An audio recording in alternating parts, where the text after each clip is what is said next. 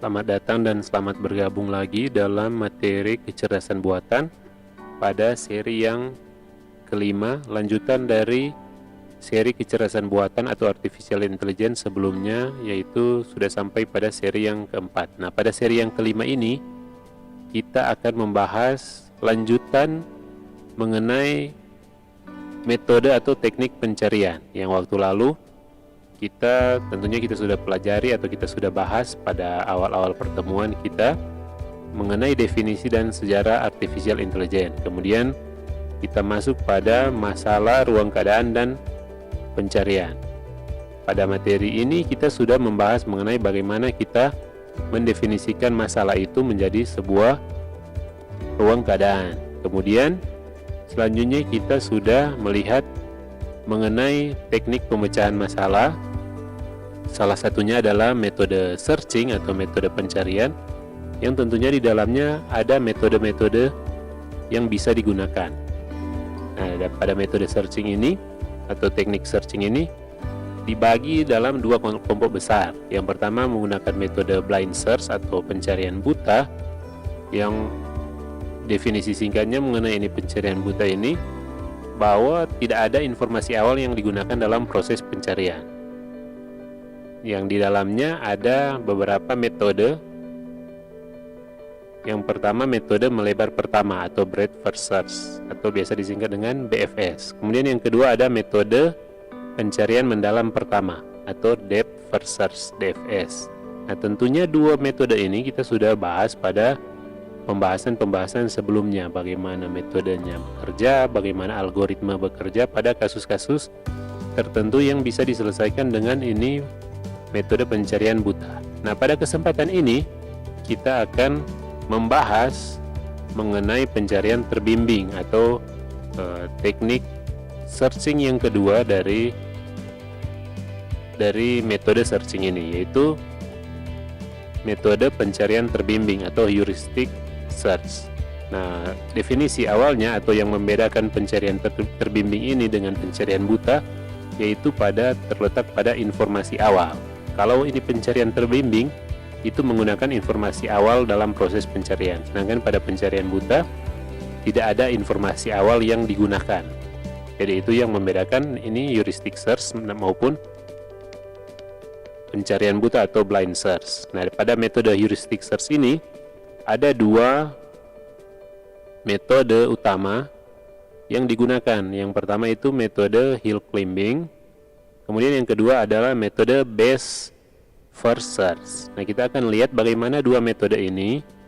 Tapi sebelumnya kita lihat dulu contoh atau penjelasan singkat dari ini metode heuristic search.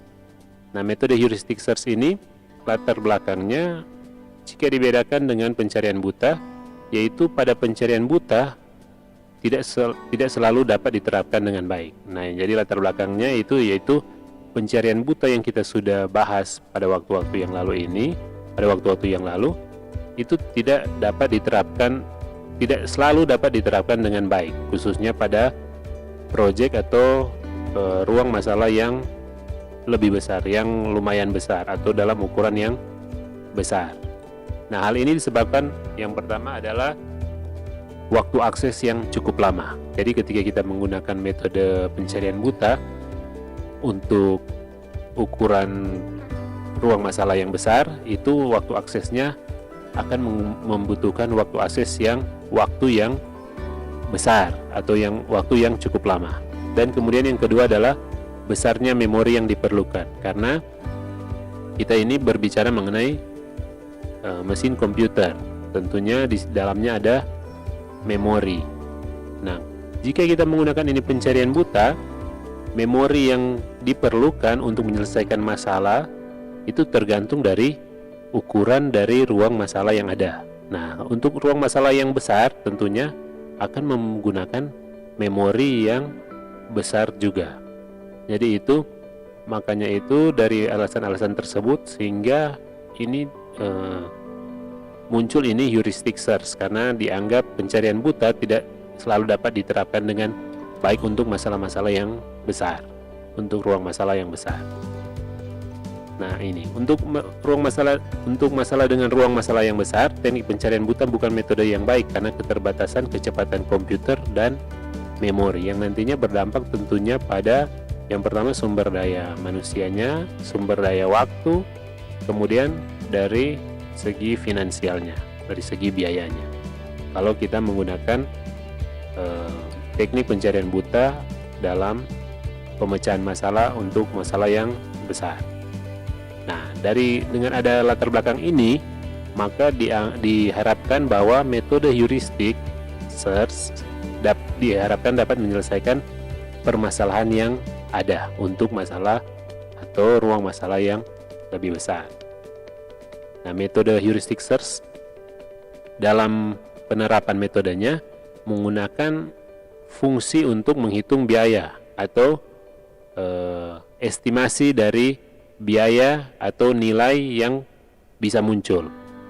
Nah, nilai yang akan dihitung itu nilai dari suatu simpul tertentu menuju ke simpul tujuan. Jadi dari keadaan awal sampai keadaan tujuan itu semua langkah yang akan diterapkan itu bisa dihitung nilainya, baik itu berdasarkan nilai biaya atau nilai sumber daya yang akan digunakan. Nah, itu disebut fungsi untuk menghitung itu disebut fungsi heuristik. Nah, kita lihat ada beberapa aplikasi yang menggunakan fungsi heuristik ini. Aplikasi-aplikasi ini tentunya sudah sering kita pakai atau kita dengarkan khususnya pada materi atau pembahasan kecerdasan buatan. Aplikasi yang pertama yaitu Google Search. Nah, pada Google Search ini, Google Search yang keseharian kita gunakan itu ketika kita mau cari sesuatu informasi mengenai sesuatu itu, biasanya kan kita gunakan ini Google Search, baik menggunakan browser atau menggunakan aplikasi langsung dari Google Search ini. Nah, itu untuk metode pencarian yang digunakan di Google Search ini itu menggunakan fungsi heuristik. Ya, kemudian yang kedua itu Deep Blue Chess Machine yang waktu awal materi kecerdasan buatan ini kita bahas pada kesempatan membahas mengenai sejarah dari AI atau sejarah dari kecerdasan buatan, di mana kecerdasan buatan ini bisa digunakan dalam game playing yang waktu itu kita lihat ada Deep Blue Chess mesin Deep Blue Chess. Mesin ini digunakan untuk memetakan langkah-langkah dalam permainan catur dan nantinya berdasarkan sejarah atau histori yang ada, mesin ini bisa membuktikan bahwa kecerdasan buatan ini bisa mengalahkan manusia. Dalam kasus Deep Blue Chess Machine ini, Deep Blue Chess Machine ini bisa mengalahkan juara dunia catur pada waktu kecerdasan buatan ini dalam game playing ini dikemukakan atau ditemukan. Nah, waktu itu Deep Blue Chess Machine mengalahkan salah satu juara dunia catur waktu itu. Dan itu sudah kita bahas waktu kita membahas mengenai sejarah dari kecerdasan buatan. Nah, misalnya ini heuristic search ini contohnya, kita mungkin sudah sering melihat ini, kalau dilihat di gambar ada papan permainan untuk mengurutkan angka-angka dalam papan permainan. Jadi di sini ada keadaan awal, misalnya keadaan awalnya seperti pada gambar ini, dan dengan tujuannya angka-angka yang ada pada puzzle ini berurutan dari 1 sampai 8 berdasarkan urutan jarum jam. Jadi 1, 2, 3, 4, 5, 6, 7, 8 searah jarum jam, dan nantinya ada puzzle kosong di tengah-tengah papan permainan. Nah, ini puzzle kosong ini kalau kita sudah sering melihat papan permainan seperti ini, itu puzzle kosongnya tergantung dari kita mau letakkan di mana. Misalnya dari di tengah, tujuannya di mana kita mau letakkan itu terserah dari aturan permainan. Misalnya di tengah atau mungkin di akhir dari puzzle papan permainan, atau di awal, atau susunannya nanti berdasarkan baris 1, 2, 3, 4, 5, 6, 78 dan nantinya kosongnya ada di bagian akhir, itu terserah dari permainannya seperti apa. Tapi untuk contoh yang kita gunakan hari ini, pada kesempatan ini kita gunakan contoh yang tujuannya untuk papan yang kosong ini, untuk pasal yang kosong berada di tengah-tengah papan permainan. Jadi dan nantinya angka-angka yang akan diurutkan berdasarkan jarum jam. Jadi bisa dilihat seperti pada gambar ini. Nah, langsung saja. Misalkan ada kasus ada 8 puzzle seperti pada gambar. Ada operator yang dapat digunakan untuk menggerakkan dari satu keadaan ke keadaan yang baru. Jadi keadaan awalnya yang seperti ini, misalkan sudah lumayan tersusun, 1, 2, 3, 4, 5 sudah tersusun, tinggal mengurutkan 6, 7, 8 ini, misalkan seperti ini. Nah, operator yang bisa digunakan yaitu ubin kosong digeser ke kiri. Yang pertama, ubin kosong digeser ke kiri. Jadi di sini ada ubin kosong. Untuk aturan yang pertama atau operator yang pertama, kalau waktu di BFS atau DFS kita gunakan kata aturan ya. Di sini dikatakan operator, sama, fungsinya sama, itu ada operator atau aturan. Misalnya operator yang pertama yaitu ubin kosong digeser ke kiri. Ubin kosong digeser ke kiri berarti bertukaran tempat dengan angka 6. 6 pindah di tengah sini, tengah bawah, kemudian yang kosong pindah di kiri bawah. Aturan yang kedua atau operator yang kedua, ubin kosong digeser ke kanan. Jadi kosong ini geser ke kanan. 5 pindah di tengah bawah, yang kosong pindah di kanan bawah. Kemudian ubin kosong digeser ke bawah. Nah, kalau di sini ubin kosong digeser ke bawah, nantinya karena di sini sudah batas papan permainan, ubin kosong digeser ke bawah, dia tidak bisa bergeser karena di sini sudah batas papan permainan. Tidak ada lagi yang di bawah. Kecuali ubin kosongnya ada di tengah-tengah sini atau ada di bagian atas. Nantinya ketika dia geser ke bawah, nantinya dia bertukaran tempat dengan ubin yang ada di bawahnya. Ya. Kemudian ubin kosong digeser ke atas, yang aturan atau operator keempat.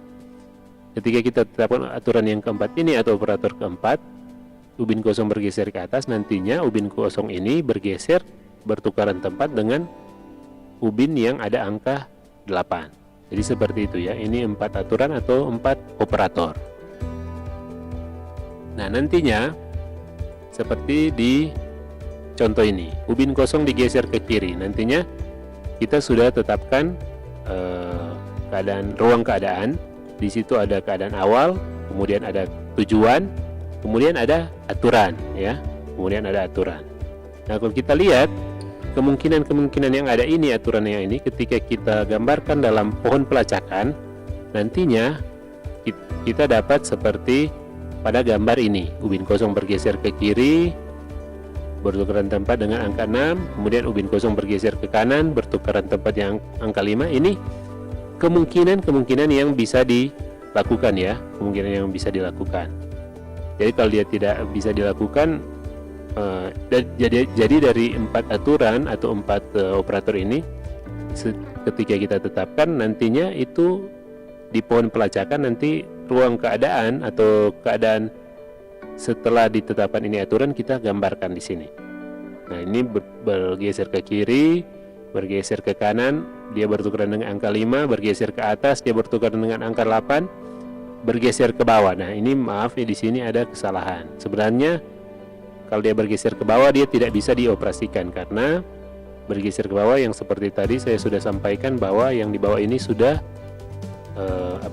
sudah batas dari papan permainan. Sebenarnya dia tidak bertukaran tempat dengan angka 2. Tapi semuanya itu tergantung dari aturan permainan yang kita tetapkan. Apakah dia bisa bergeser setelah ada batas papan permainan atau tidak? Itu tergantung dari aturan yang kita tetapkan nantinya di sistem yang kita akan buat. Kemudian ini setelah kita gambarkan dalam pohon pelacakan. Nah, gimana itu heuristic search atau fungsi heuristik ini berfungsi pada ini kasus ini? Kita akan lihat. Nah, pada pencarian heuristik perlu diberikan informasi khusus, ya kan? Seperti pada perbedaan dari fungsi heuristik atau pencarian heuristik ini dengan pencarian buta. Kalau pencarian buta tidak menggunakan informasi khusus. Jadi pencarian buta dia cuma sampai di sini seperti ini, dia tidak ada informasi khusus, tidak ada informasi lainnya. Tapi kalau pencarian menggunakan ini heuristic method atau fungsi heuristik, dia akan ada informasi khusus. Nah, kalau di sini informasi khususnya tergantung dari pengembang mau tetapkan informasi khususnya seperti apa. Nah, kalau di sini contohnya ada 3 fungsi khusus yang ditetapkan. Yang pertama itu untuk jumlah ubin yang menempati posisi yang benar, jumlah yang lebih tinggi adalah yang lebih diharapkan. Jadi untuk posisi yang benar akan dihitung makin tinggi jumlah posisi yang benar itu makin baik. Jadi tujuannya seperti ini. Jadi kalau tujuannya seperti pada papan permainan ini 1-8, dengan keadaan ini, keadaan awal ini ditetapkan bahwa misalnya di sini ada langsung saja ketika kita menggunakan operator atau aturan yang pertama. Operator pertama itu ubin kosong bergeser ke kiri. Jadi bertukaran tempat dengan angka 6. Jadinya seperti ini. Nah, kita hitung fungsi heuristiknya itu sama seperti ini. H sama dengan 6, H sama dengan 4 dan seterusnya. Nah, untuk tampilan yang pertama ini ketika ubin kosong bergeser ke kiri, H itu sama dengan 6. Itu didapat dari mana? Dilihat dari jumlah ubin kosong. Lihat di keterangan. Jumlah dari ubin kosong yang posisinya sudah benar. Itu H sama dengan 6. Jadi kita bisa lihat yang sudah benar itu 1 sama seperti yang satu ini sudah benar. 1 berarti. Kemudian 2 ini sama seperti di sini 2. 3 sama berarti sudah 3. 4 sama posisinya 4. 5 sama posisinya dengan 5. 6 sama posisinya dengan 6. 7 tidak sama posisinya. Jadi yang mau begitu juga dengan 8 tidak sama. Jadi yang sama posisinya dengan keadaan tujuan itu ada 6 ubin. Ada 6 posisi yang sudah benar posisinya. Jadi di sini fungsi heuristiknya menghitung H sama dengan 6. Ketika bergeser ke kanan, sama lagi kita cek berapa jumlah ubin yang sudah benar. Di sini kita dapat 4. 1, 2, 3, 4 sudah benar. 5, 6, 7, 8 masih salah, tidak sesuai dengan posisi yang ada di papan tujuan. Kemudian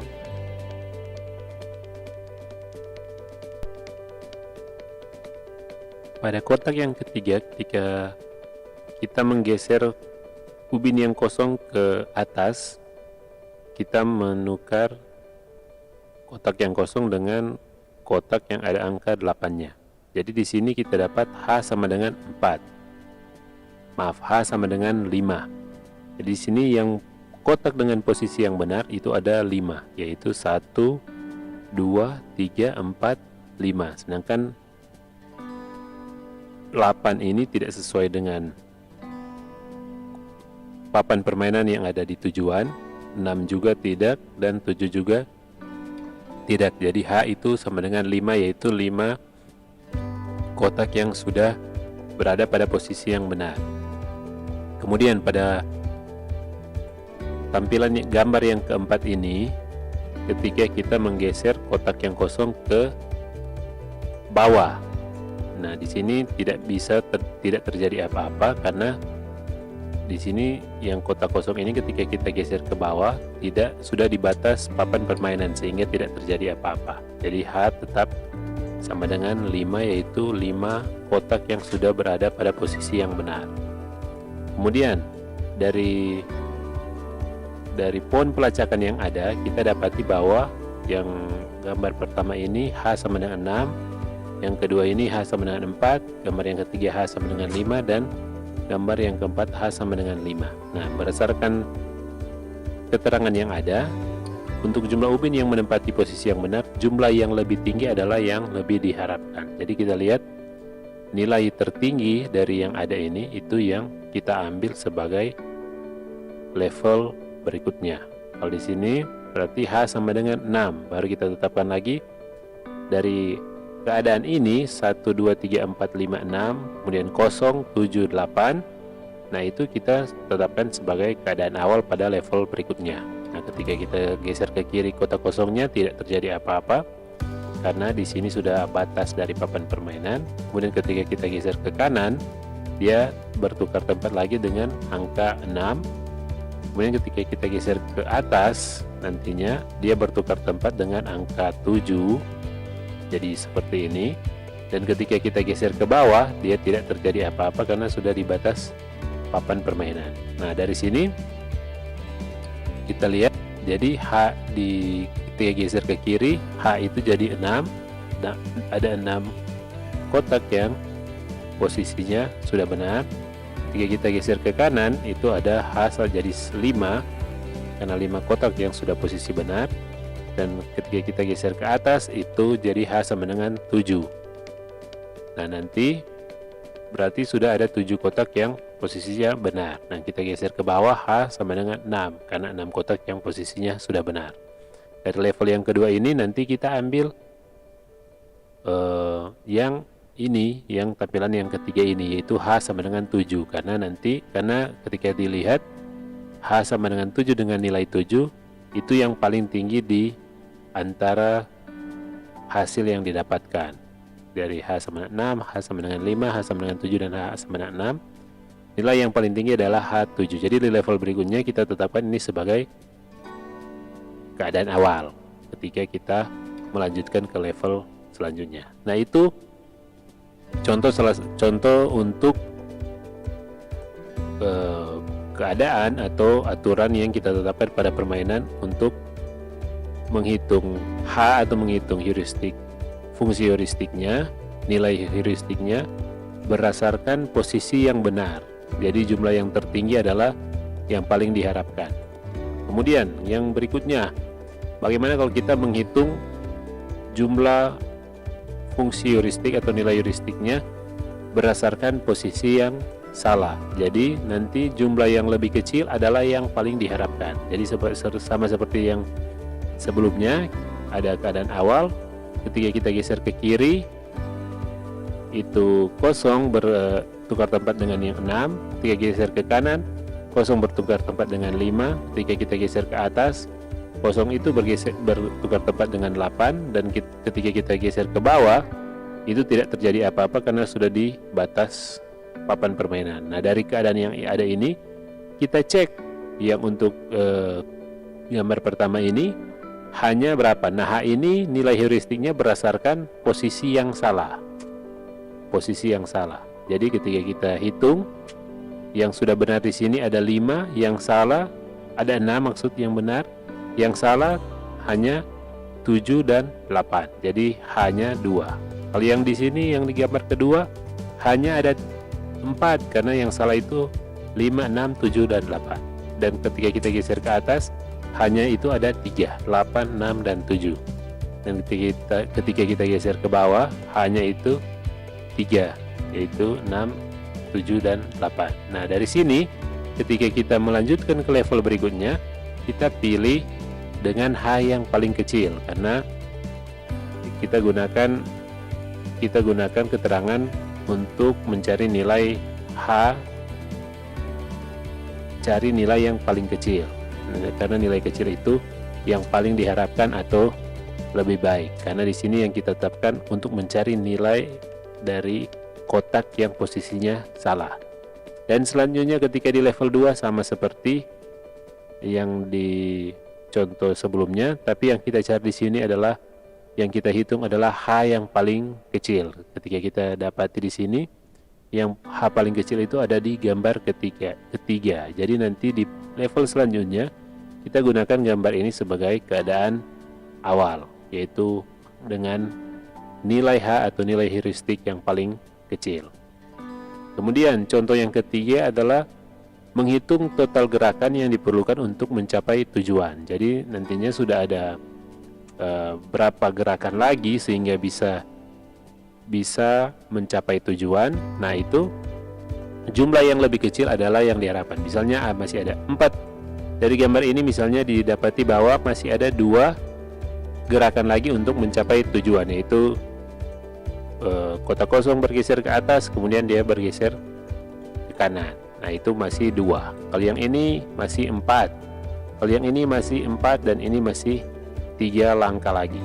Nah, dari sini kita lihat yang paling kecil itu yang digunakan untuk level berikutnya. Jadi di sini paling kecil H sama dengan 2. Kita dapati ketika kita tetapkan aturan geser ke kiri, geser ke kanan, geser ke atas, geser ke bawah, didapati bahwa untuk geser ke atas itu akan mendapatkan nilai H atau nilai heuristiknya paling kecil. Jadi nanti yang kotak ini yang ketika geser ke atas menggunakan aturan geser ke atas ini akan digunakan. Maka kita gunakan aturan ini, kita gunakan kotak ini sebagai keadaan awal di level berikutnya. Jadi itu 3 contoh dari permainan yang seperti pada gambar. Bisa dihitung hanya berdasarkan posisi yang sudah benar, bisa dihitung berdasarkan posisi yang masih salah, dan bisa dihitung berdasarkan total gerakan yang diperlukan untuk mencapai tujuan. Jadi itu heuristik search itu bekerja seperti itu. Kita tetapkan nilai heuristik dari tiap keadaan yang dihasilkan. Nah, dari heuristic search ini ada 2 metode seperti yang sudah dijelaskan di awal. Ada 2 metode yang ada dalam metode pencarian heuristik ini. Yang pertama metode hill climbing, kemudian yang kedua adalah best first search. Nah, ini yang metode hill climbing ini contohnya bisa diterapkan pada problem yang ini, traveling salesman problem ini, TSP. Yang di sini penjelasannya seorang salesman ingin mengunjungi N kota. Jadi di sini N kota ini untuk di contoh sini ada 4 kota. Jadi dia ingin mengunjungi 4 kota. Jarak antar tiap-tiap kota sudah diketahui. Jadi jarak A ke B itu 8 kilo misalnya, atau 8 jam, atau 8 mil. Jadi satuannya tergantung, tapi di sini ditetapkan jaraknya 8. Kemudian kita ingin mengetahui rute terpendek di mana setiap kota hanya boleh dikunjungi 1 kali. Jadi bagaimana rute terpendek jika ada keadaan seperti ini, ada 4 kota A, B, C, dan D. Rute terpendek dengan jarak yang ada A ke B 8, A ke C 3, dan seterusnya. Dengan adanya itu, bagaimana kita menentukan rute terpendek yang bisa dilalui oleh salesman ini agar semua kota bisa dilewati, dengan aturan tentunya 1 kota hanya bisa dikunjungi 1 kali. Ya, jadi dari sini kita tetapkan rute seperti apa sehingga bisa didapatkan perjalanan terpendek. Nah, kemudian solusi yang mungkin tersusun atau yang bisa menyusun kota-kota dalam urutan abjad, misalnya A ke B ke C ke D, A ke B ke C ke D, dengan hasilnya panjang lintasan yaitu 19, ya kan? Kalau kita lihat A ke B 8 tambah B ke C 5 tambah C ke D itu 6, totalnya 19. Atau A ke B ke D ke C, A ke B 8, B ke D 4, D ke C 6, totalnya itu 18. Atau A ke C ke B ke D, itu 3 tambah 5 tambah 4, totalnya 12. Atau A ke C, AC, D, B, 3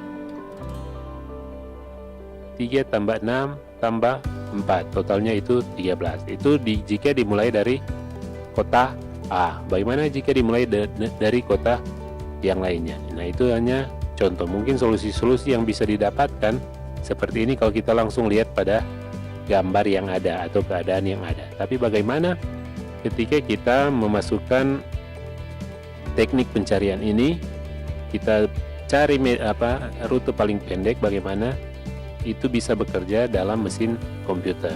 Nah, itu yang akan dijelaskan pada metode hill climbing ini. Yang pertama, metode hill climbing ini, yang pertama ada metode simple hill climbing. Ruang keadaan berisi semua kemungkinan. ruang keadaan berisi semua kemungkinan lintasan yang mungkin. Nah, ini jadi ruang keadaannya berisi semua lintasan apa saja yang bisa diciptakan itu diisi pada ruang keadaan. Operator digunakan untuk menukar posisi-posisi kota yang bersebelahan. Operator atau aturan ini digunakan untuk menukar posisi kota-kota yang bersebelahan. Misalnya A dengan B, B dengan C. Fungsi-fungsi heuristik yang digunakan adalah panjang lintasan yang terjadi. Jadi fungsi heuristik nantinya nilai heuristik yang diukur adalah panjang lintasan yang terjadi. Operator yang akan digunakan adalah menukar urutan posisi dua kota dalam satu lintasan. Bila ada n kota misalnya 4, kalau yang seperti contoh yang tadi, dan ingin mencari kombinasi lintasan dengan menukar posisi urutan 2 kota, maka akan didapat sebanyak. Jadi ini untuk mendapatkan aturannya kita bisa gunakan rumus ini jika menggunakan untuk menukar posisi urutan 2 kota. Jadi n faktorial yang kita sudah pelajari, tentunya ini faktorial ini pada pembahasan atau mata kuliah matematika. N faktorial per 2 faktorial dikali n kurang 2 difaktorialkan, itu hasilnya yaitu kombinasi yang bisa jadi untuk mendapatkan aturan-aturan dengan cara menukar, untuk mendapatkan aturan atau operator dengan cara menukar posisi urutan 2 kota. Jadi dari sini misalnya ada 4 kota, contoh yang tadi 4 kota, kita masukkan ke dalam rumus n faktorial, berarti n ini 4 kota. 4 faktorial per 2 faktorial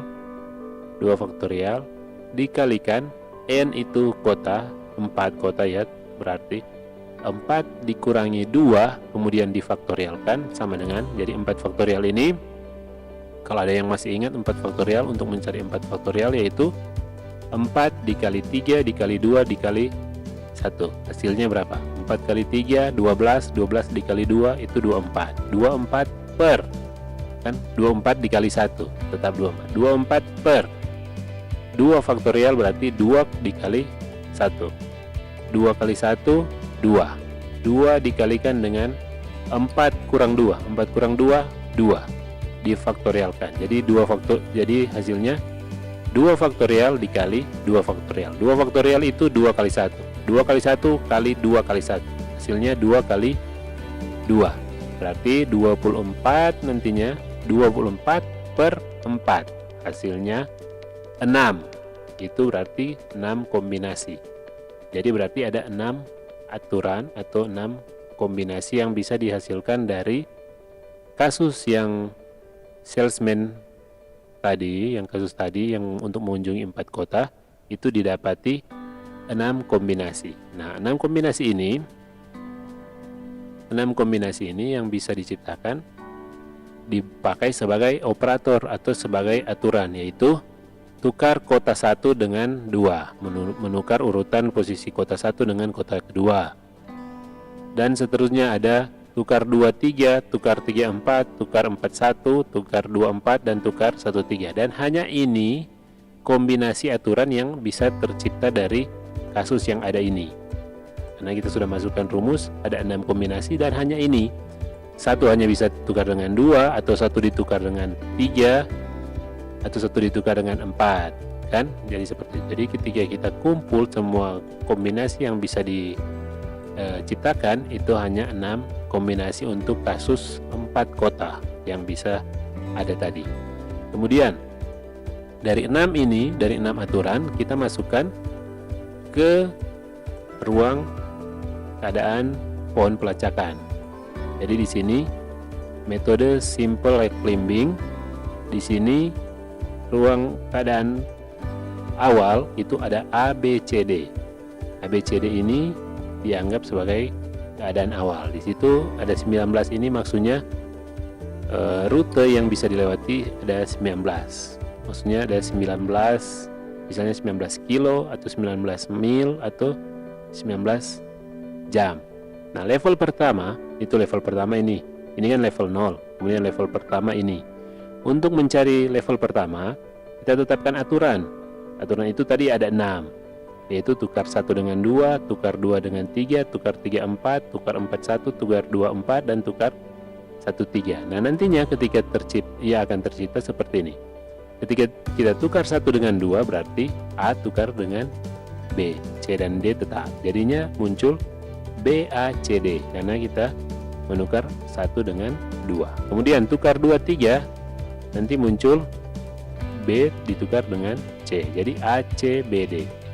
Tukar 3 4, muncul AB tetap, C dan D ini ditukar, jadi ABDC, dan seterusnya sampai ke jadinya ketika kita tukar 1 dengan 3 muncul CBAD. Nah, di simple high climbing ini kita ambil hasil yang paling kiri. Kita ambil yang hasil paling pertama. Nah, dari sini kita lihat, kita tetapkan lagi aturan yang 6 itu, 1 tukar 2, 2 tukar 3, dan seterusnya. Didapati, kita lihat di sini, level pertama, hill climbing mengunjungi BACD sama dengan 17. BACD ini ketika kita pakai yang ini, BACD, BA, B ke A 8, A ke C 3, C ke D 6. Totalnya adalah 17. Kita cek apakah 17 ini lebih kecil dari ABCD, karena ABCD kan 19. Ini BACD ini 17. Kita cek apakah 17 lebih kecil dari, karena kan kita mau cari yang paling kecil ini, yang paling singkat. Jadi kita cek apakah BACD lebih kecil dari ABCD, yaitu 19.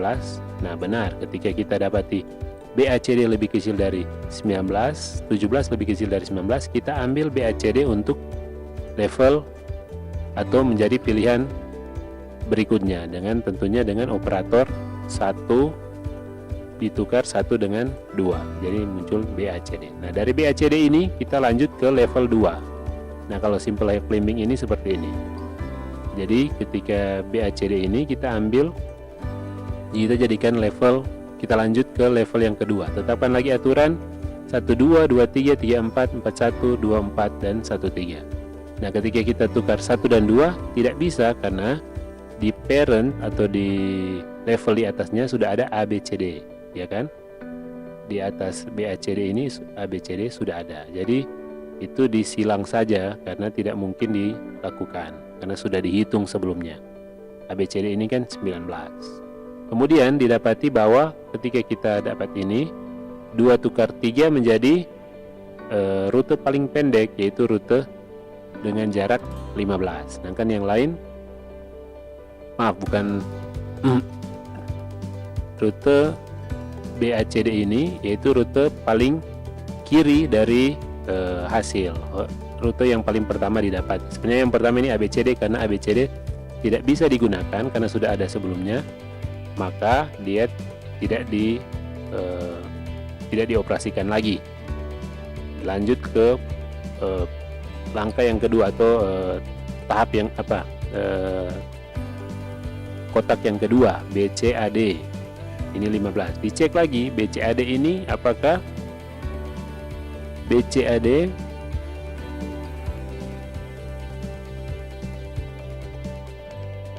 ini, cek lagi apakah BCAD lebih kecil dari BACD. Jadi di sini mengunjungi ABCD, karena operator 1 2 sudah dipakai BACD, maka pilih node lain yaitu BCAD. Cek BCAD ini 15 hasilnya.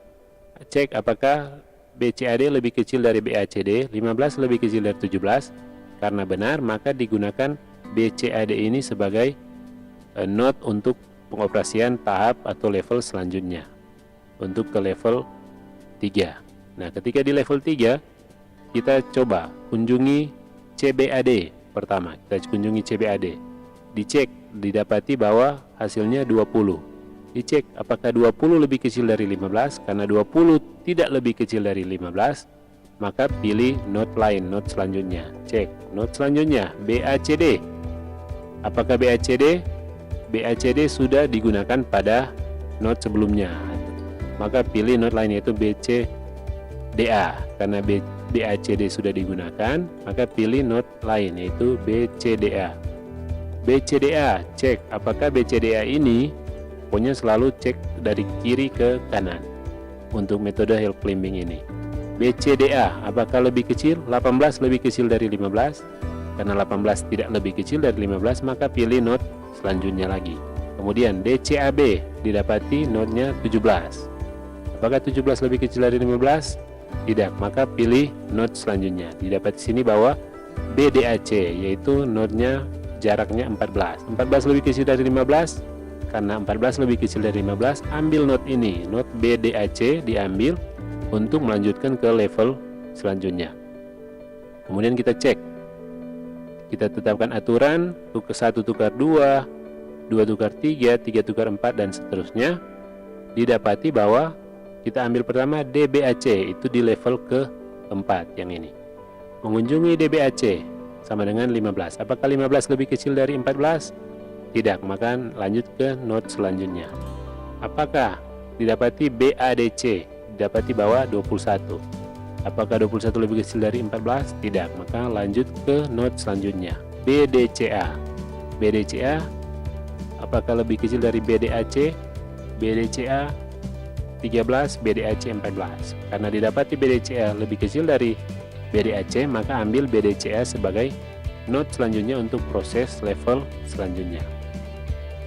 Kemudian level 5, mengunjungi DBCA. Jadi dari BDCA ini ditetapkan aturan-aturan untuk tukar kota, maka didapati DBCA. DBCA didapati jaraknya 12. 12 dicek. 12 lebih kecil dari 13, karena sudah ditemukan DBCA lebih kecil dari BDCA, maka node-node lain tidak perlu dilanjutkan. Langsung ditetapkan DBCA ini untuk proses level selanjutnya. Kemudian dicek di level 6, tetapkan 6 aturan. 6 aturan BDCA tidak bisa dioperasikan karena sudah sama dengan node sebelumnya. Kemudian kita cek. Di sini didapati bahwa DCBA jaraknya 19. DCBA 19 dicek 19 lebih kecil dari 12, karena tidak lebih kecil maka lanjut ke node selanjutnya. Dicek DBAC 15 lebih kecil dari 12, tidak lagi lebih kecil, lanjut ke node selanjutnya. ABCD, apakah lebih kecil dari 12? Tidak lagi, lanjut ke node selanjutnya.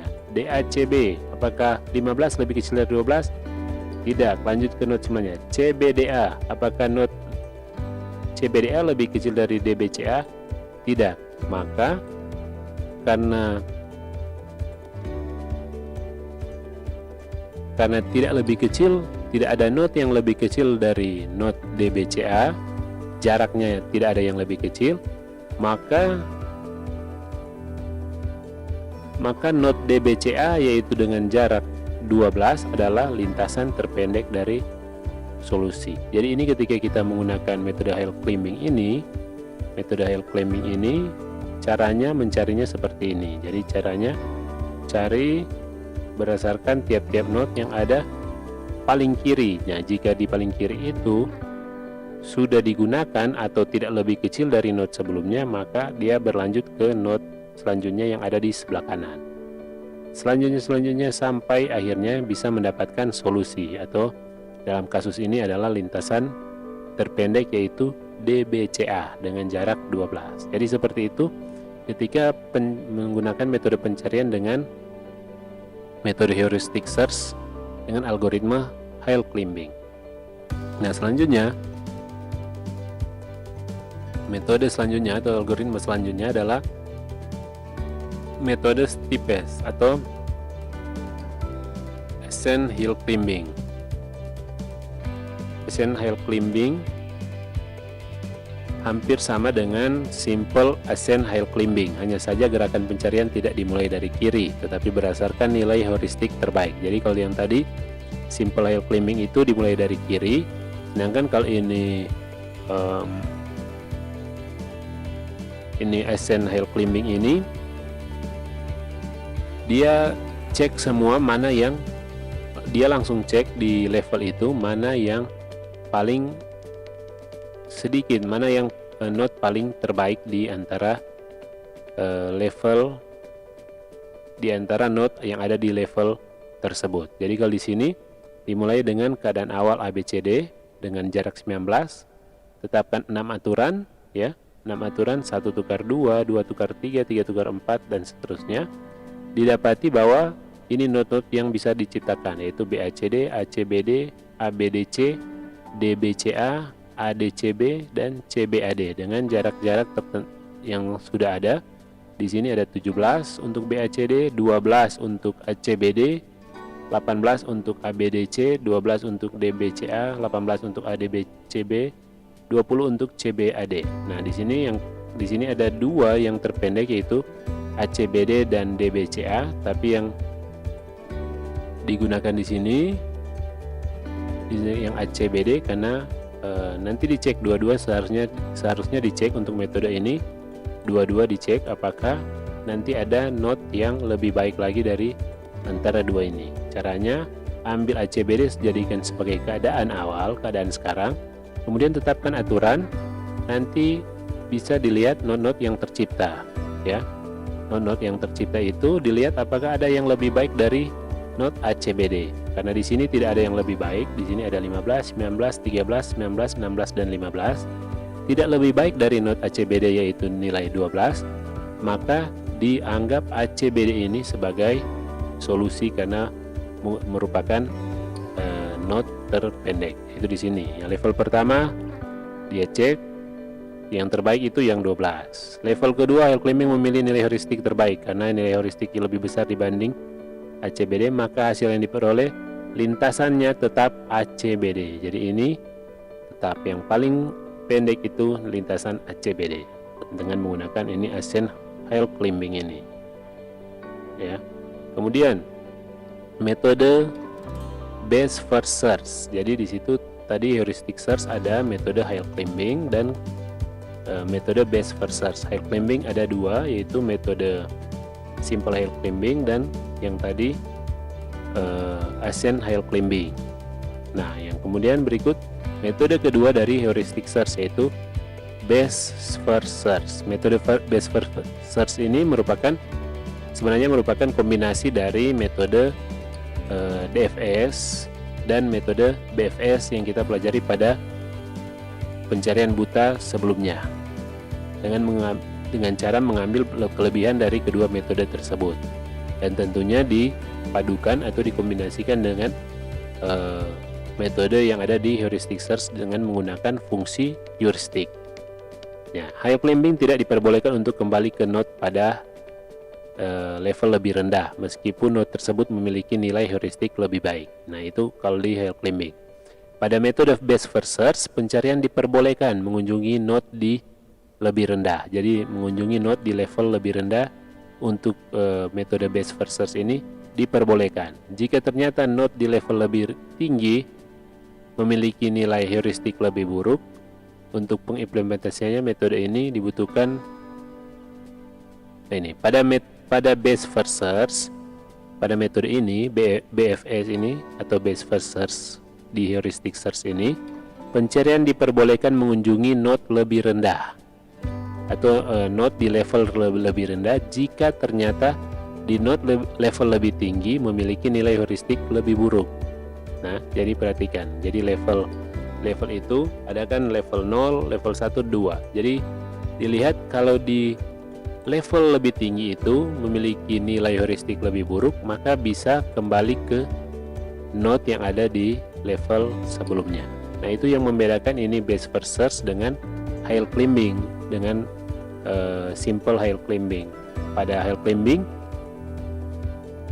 pencarian tidak bisa kembali ke note yang ada di level lebih rendah, sedangkan pada ini best first search pencarian bisa kembali ke note yang berada pada level lebih rendah dengan keadaan bahwa di note yang ada di level lebih tinggi memiliki nilai heuristik yang lebih buruk. Jadi dengan alasan itu maka pencarian bisa kembali ke note yang ada di level lebih rendah. Untuk mengimplementasikan metode ini dibutuhkan dua antrian yang berisi note-note, yaitu antrian open dan antrian close. Bisa dilihat di sini contohnya. Nah, open berisi node-node yang sudah dibangkitkan, sudah memiliki fungsi heuristik namun belum diuji. Umumnya berupa antrian berprioritas yang berisi elemen-elemen dengan nilai heuristik tertinggi. Sedangkan kalau close berisi node-node yang sudah diuji. Jadi seperti kalau masih ingat pada BFS dan DFS yang lalu kita sudah menggunakan ini dua tampungan atau dua kumpulan node atau dua antrian ini, antrian open dan antrian close. Nah, antrian open di sini bisa lihat langsung di gambar. Antrian open di sini untuk langkah yang pertama kita tetapkan A. Misalnya di sini ada A. Nah, antrian opennya berarti A yang di sini.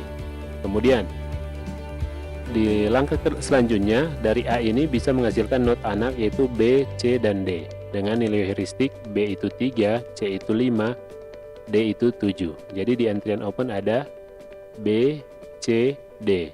Kemudian selanjutnya dari antrian ini diambil, jadi di sini tumpukan ya, berbentuk tumpukan karena diambil yang paling akhir yang pertama dioperasikan. Kalau di sini D yang paling pertama.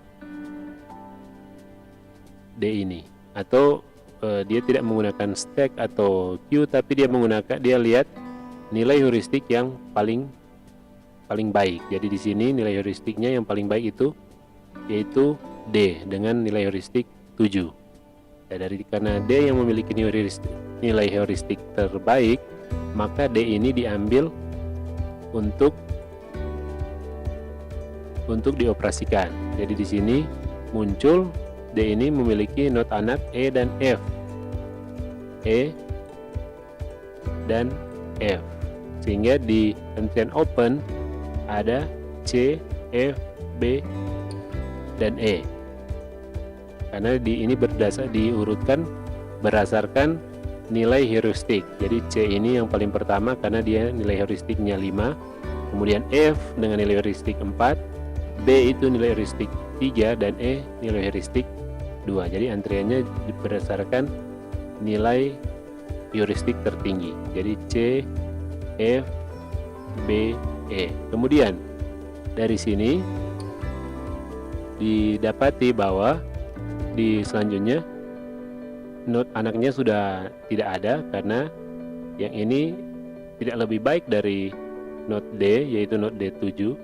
Kemudian dicari bahwa didapati bahwa node C memiliki node anak G dan H, sehingga di antrian open itu berubah lagi antriannya menjadi yang paling pertama G karena memiliki nilai heuristik tertinggi, G, F 4, B 3, E 2, dan H 1. Jadi seperti itu ya untuk best first search. Jadi dicari yang akan dioperasikan selanjutnya yaitu node yang memiliki nilai heuristik tertinggi.